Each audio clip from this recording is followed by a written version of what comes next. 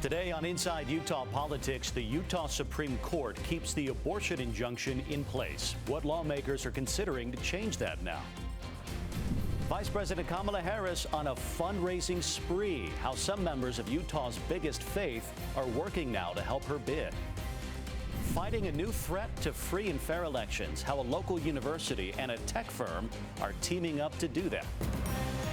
Time now for Inside Utah Politics. Thanks so much for joining us, everyone. I'm Brien McElhatten. Let's go inside Utah politics now. And we begin with the state Supreme Court ruling years in the making. The injunction against Utah's trigger law banning abortion will stay in place while Planned Parenthood's lawsuit moves forward. The near total ban on abortion was set to take effect after Roe v. Wade was overturned in 2022. But since then, an injunction has preserved access to abortion out to 18 weeks. The sponsor of the trigger law now says he's hoping to see a special session to lower that limit. We're going to look at making it much shorter. We're looking at states that, that have a 6-week ban and moving our 18-week gestational ban down to 6 weeks potentially. In the meantime, this means Planned Parenthood's lawsuit, hoping to overturn the trigger law entirely, will move forward. Planned Parenthood of Utah, for its part, also released a series of statements here. Their president and CEO said in part, "While we celebrate this win, we know the fight is not over." Planned Parenthood Association of Utah looks forward to this unconstitutional law being permanently struck down so that we can continue to provide quality, affordable health care to Utahns free from political interference. Since taking over the title of presumptive Democratic nominee, Vice President Harris has been breaking fundraising records. The AP reports she's raised over $200 million since President Biden announced his exit from the race. They say the campaign has also seen over 170,000 volunteers sign up. Part of that effort has been a Zoom fundraiser for interest groups, and a new one hopes to bring a key group of Utahns into the campaign. I'm joined today by Rob Tabor. He's the National Director of Latter-day Saints for Harris. That's a group that hopes to gather support among members of Utah's largest faith. Welcome to Inside Utah Politics. Glad to have you here this week. Thanks, Brian. It's good to join you. So I first noticed your group on social media, and I wonder, when did your group form? How did you come to be? Give us the origin story here. So we've been involved, for many years, promoting. We started off as Latter-day Saints for Biden Harris. And then what we saw when President Biden dropped out of the presidential election race was just a huge surge of enthusiasm, especially among Latter-day Saints. And so we decided as a group we were going to support Vice President Harris's bid for the presidency. And then all of a sudden we had people from across the political spectrum reach out to us and say, how can I help? How can I get involved? Can we do a national call? Can we do, some sort of online event to find out how we can get, best connected to the campaign? And so just as a point of reference, 4 years ago, our largest event had maybe 250 signups. We're already looking at 850 people who have registered for Tuesday evening's call that's upcoming. Well, so did that surprise you, seeing that number? It did. Just the speed. The amount of engagement we've been getting on social media, seeing the comments that have been coming in as people have signed up for the call, just their enthusiasm to elect the vice president to be our next president, and across the country. So it's easy to think, oh, this is just a Utah thing, but we've had signups from 45 states plus Washington, D.C., and we're, I think, less than half still of the signups are actually from Utah. We're at about 45%. A number are from Arizona, a number are from Nevada, my home state of North Carolina, Georgia, all key states in this upcoming election. So Harris's entry into the race certainly has changed the political discussion coast to coast. What do you like about Kamala Harris at the top of the Democratic ticket? What stands out to you? So a few of the attributes that really stand out to me are her warmth. There's, that she's often seen laughing. She has just joy. She emanates this joy, the humanity that she has, and then also an ability and a willingness to get tough when the situation calls for it. This is a former state attorney general. She has, prosecuted transnational gangs. She's held big banks to account to make sure that they returned billions of dollars to homeowners that they had cheated during the Great Recession. So she has those results. And this is also a person that I believe is a person of faith. She's been a member of her Christian church for over 20 years. Her Reverend Amos Brown has worked with the LDS Church through the NAACP. And she also has deep respect for the faith of her husband, the second gentleman, Doug Emhoff, who's Jewish, her mother's Hinduism. And so in terms of someone who has that warmth, who has that forward-looking vision, who will also do things like protect religious freedom, I think in some ways she's really tailor-made, as we saw that too when she visited Utah 4 years ago and visited the This Is the Place monument ahead of the vice presidential debate. So how does your identity as a member of the church intersect with your support for Harris? She supports some policies that are not supported among other members of the faith, and I wonder how that kind of mixes together. I mean, I think part of it is having to look at, the overall set of policies. And when we look at things like Project 2025, which I know that Mr. Trump has now sort of sworn off of, or even his Agenda 47, I've heard from people who have never voted for a Democrat before, where they're voting for Ms. Harris because of abortion, where they are looking at some of these bans in states and saying, these are actually more conservative, more restrictive than what our church teaches. And they put women in danger. Thinking about Idaho's, I know Utah's just got pushed off a little bit by the courts, but looking at Idaho's ban that's really, caused a lot of problems for women, especially who are in dire medical emergencies, and ones in Texas, Florida. And so they're looking at that and said, this doesn't match with, the church, where we believe we have these exceptions, and also that we believe that this should be a decision made by the woman, made by the family, sometimes in counseling with the bishop to think through this. There's no mention of a politician anywhere in that equation in the handbook of instructions. So that's the big one. In terms of something that will also get tried out sometimes in campaigns, is respect for gay and lesbian neighbors who want to get married. But the church itself came out and supported and sought the passage of the Respect for Marriage Act, which protects religious freedom while also allowing our neighbors to marry those adults that they love. And so that I think that's going to be less of an issue this campaign, where since the Dobbs decision, we've really seen the Republican Party, we've seen Donald Trump and especially his vice presidential pick, J.D. Vance, go way to the extreme, way beyond what we hold as teachings as Latter-day Saints in terms of, it's a very serious thing, should not be taken lightly, should be avoided at all costs. And something else that people will look at too is the ways Democratic Party policies or Ms. Harris's preferred policies reduce the number of abortions by allowing access to contraception, protecting access to contraception and education, so that people don't get stuck in a difficult situation, or fewer people get stuck in a difficult situation. Just about a minute left here, but I want to ask you what challenges and opportunities you see of bringing people into your group moving forward as we approach the election here just a few months away. I mean, the opportunities are massive, where people, look at her respect for the Constitution, the fact that she's a patriot, she believes, and just what she represents about the United States. And 4 years ago, President Biden won more of the Utah vote than any Democratic nominee had since 1964. I believe that, we're going to get above that. And that it's going to make a big difference in Arizona, just like it did in 2020, where the number of new Latter-day Saints who voted for President Biden was more than the winning margin. And Nevada, North Carolina, Georgia, even in Omaha, the LDS population has a role to play.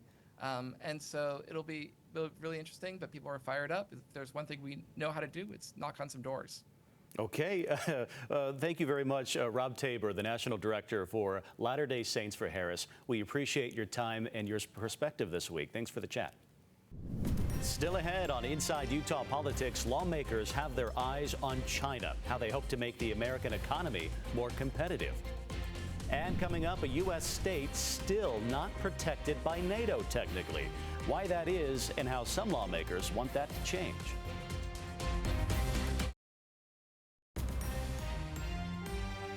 Senators say China is competing with the U.S. for influence in every region of the world, and they consider it one of the most significant challenges for the U.S. Lawmakers want to know what other ideas can be used to counter Beijing's agenda. Our Washington correspondent Basil John reports. The U.S. needs to step up its game to compete with China's actions on the global scale. U.S. Deputy Secretary of State Kurt Campbell told lawmakers, "We will have to invest substantial resources, build internal capacities in our government and with our institutions to contest everywhere." Campbell says if the U.S. can take a more active role diplomatically, more countries in Africa and Asia will welcome the U.S. over China. Our value proposition is strong, military, technologically, education, everything. Many lawmakers agree it's important to add ambassadors to fill these international relation gaps. How high a priority is it for the United States Senate to confirm, particularly career ambassadors, where we have so many that are vacant today? The place that really the Chinese are taking it to us is in international organizations. We have to be able to contest there. Indiana Republican Senator Todd Young is concerned about China still portraying itself as a developing nation when he says it clearly isn't. How are we trying to deal with the hypocrisy? Reform certain issues in the multilateral development banks and the international financial institutions. We need more help along the road. Campbell noted that better relations with African countries might grant access to rare earth minerals, aiding U.S. technology and defense development. Reporting in Washington, I'm Basil John. Navajo Nation authorities are criticizing what they call an unauthorized transport of uranium ore through their land to Utah. The ore is mined near the south rim of the Grand Canyon and is trucked to Utah's White Mesa Mill for processing. President Boo Nygren says the route exposes the Dene to toxic uranium, a substance that has devastated that community for decades. He says the trucks from a company called ABC4's were heading through the Navajo Nation without notifying tribal authorities of their route. In a statement to us, ABC4's said they did hold a meeting on July 19th and claimed to have informed tribal officials then. Tribal officials say they're in the process of developing regulations that would allow the safe transport of uranium across the Navajo Nation.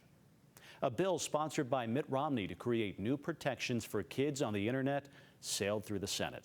The bipartisan Kids Online Safety Act, or KOSA, passed on a 91-3 vote. The legislation aims to hold tech companies more accountable for dangerous content on their platforms. Now, it will require the sites to provide minors with options to disable certain features, like personalized algorithms, and will give parents new controls over their kids' accounts. But some internet safety advocates argue this could backfire. That persistence of the parents who never gave up has paid off. A message that we're sending to big tech: kids are not your product. Is effectively a blank check for censorship of any piece of content that an administration could claim is harmful to kids. Now, after the vote, President Biden urged the House to send that measure straight to his desk. Utah's senior senator was also in the headlines this week. Senator Mike Lee sat down with former Fox News anchor for a 2-hour interview. Out of the gate, Senator Lee shared misgivings with how the president stepped off, he says, the Democratic ticket this November. It denigrates their own party faithful, the voters who showed up in what was essentially an uncontested primary election. And they've turned that into a sham. Lee went on to voice his opposition to Harris's own campaign, saying she's never missed an opportunity to expand the federal government and abortion access. NATO celebrated 75 years this month with a summit of world leaders in Washington, D.C. But not every state in the U.S. is protected by the NATO treaty. Washington correspondent Maddie Biertemple reports on the debate over whether Hawaii should join NATO. The military alliance known as NATO says an attack on one is an attack on all. But that doesn't include Hawaii. This really is a technicality on paper. Congresswoman Jill Takuda says it's because Hawaii is south of NATO's cutoff, the Tropic of Cancer, and it became a state a decade after NATO was signed. That was 75 years ago. We're not in a world today that we were in 1949. Congressman Ed Case says today's threats from China and Russia warrant protection by the alliance. That's why he wrote a letter to the Secretary of State asking for Hawaii to be formally added. You don't want to wait until it happens to figure out whether other countries would regard themselves as bound to a mutual defense obligation. The State Department wrote back saying that an attack would, quote, almost certainly draw an allied reaction, but an amendment would be unlikely. Takuda says the U.S. military presence plus frequent exercises with other countries make the exclusion less a concern to constituents. It's because they see so actively right there in our community, oftentimes, the presence of other countries. Takuda says strengthening ties in the Indo-Pacific should be a bigger focus, but Case says it's worth pursuing. He's considering legislation to urge the State Department to support an amendment, or he may go directly to NATO's Secretary General. I don't think it's cause for tremendous alarm, but it's nice to get things confirmed. In Washington, I'm Maddie Beertemple. Coming up, new tech poses new problems, how deepfakes could impact our elections, and what a local partnership is doing about it. You're watching Inside Utah Politics. The Gary R. Herbert Institute for Public Policy and the Center for National Security Studies at Utah Valley University is launching a new program to combat election misinformation. And they've partnered with the Provo startup SureMark Digital ID to launch a pilot project working to combat deepfakes and AI in elections. They say it's a dangerous new vehicle for misinformation already impacting elections all around the world. So joining me today, we have Justin Jones. He's the executive director at the Herbert Institute. And we also have joined with us Dr. W. Scott Stranetta with SureMark Digital. Gentlemen, we thank you for joining us. Pleasure to be here. First question, let's define what a deep fake is. We hear about them in the headlines, but what are they really? Well, again, artificial intelligence has gained expansive powers within the last few years, and the ability to modify any audio, video, text, or image has become ever more sophisticated. What we talk about when we say a deep fake is something with malicious intent to try to impersonate another figure and have that person say something improper or something that differs from their persona. Anything that's trying to sow disinformation by impersonating someone else. So we talk about malicious intent. How can these be used to affect or impact free and fair elections? Yeah, I think we've even seen it in the most recent primary election process with deepfakes with our own Governor Spencer Cox. He was seen in the video saying something that he didn't actually say. That's correct. Yeah. We made one a couple weeks ago with the Institute's namesake, Governor Herbert, announcing his candidacy for U.S. president, which we'd love. But the fact is, it was so easy to make. I had an intern do this, and we were able to get that announcement. Sounds exactly like him within seconds. And so the goal here is to trick people into believing something occurred that didn't actually occur? Well, I think artificial intelligence has the opportunity to create so much good, but with that is the alternative, right? And in some cases, bad actors are using it to influence elections, and that's where the Herbert Institute at UVU is really passionate about instilling trust in Utah's elections. It's something that Governor Herbert continues to be passionate about, has directed us to look into, and our partnership with SureMark Digital just made sense. So tell me about this partnership and what you're aiming to do here. Well, we're aiming to protect all of the federal delegation candidates, all of the congressional candidates, the Senate candidates within the state of Utah, as well as all of the journalists and media that cover the campaign, so that we can have a full 360 coverage.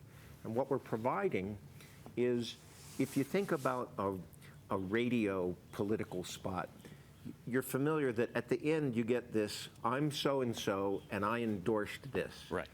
That's what we're providing for all the video, audio, images, and texts that the candidates are involved with, or that journalists are involved with. So if I see something online, a video or an audio clip, and it has this watermark, if that's an accurate way to describe it, then I know this is the real deal and not a deep fake. That's the idea. Right, but it is much more secure than a watermark, because a watermark, obviously, someone can cut and paste a watermark.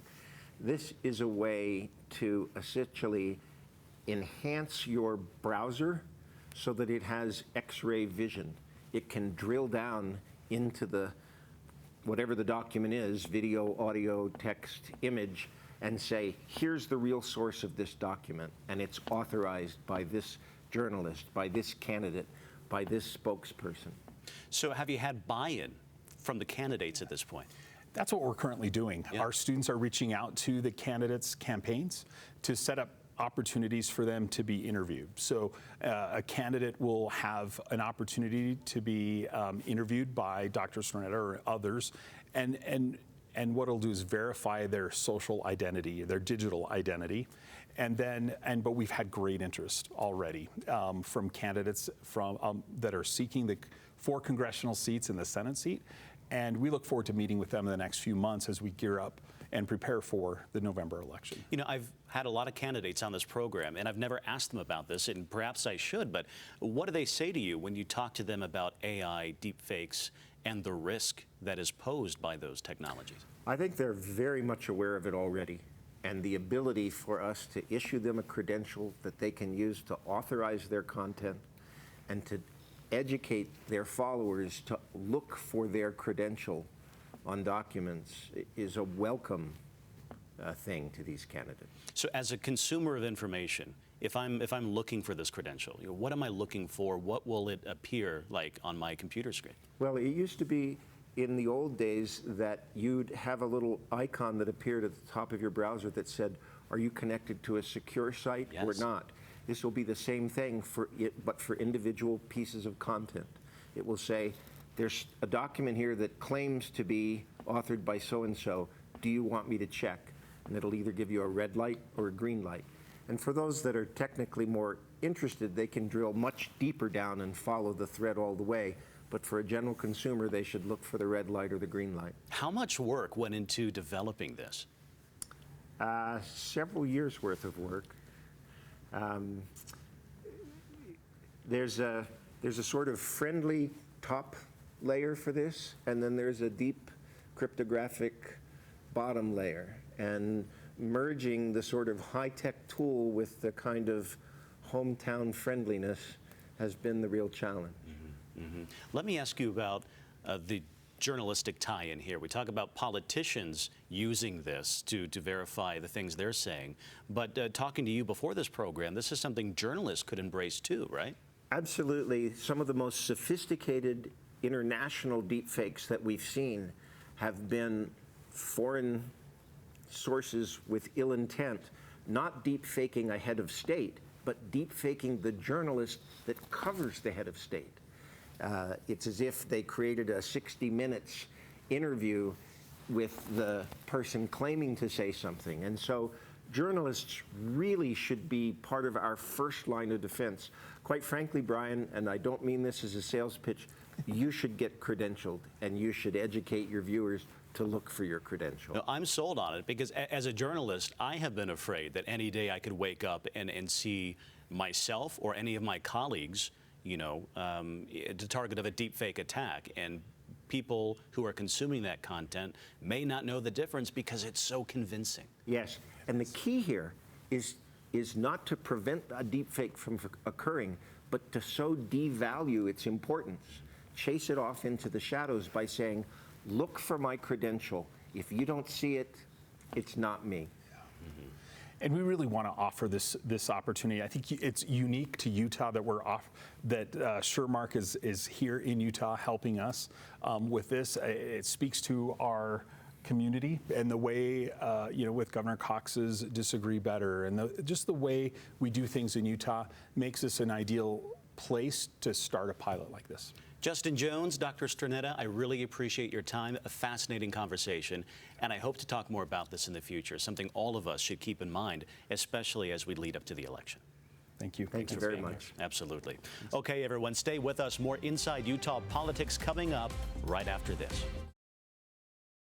That does it for today's Inside Utah Politics. Don't forget, if you have any local political stories you'd like to see here, make sure to reach out. And while you're at it, download the ABC4 News app. We are always on. Thanks so much for being with us, everybody. We'll see you right back here next week.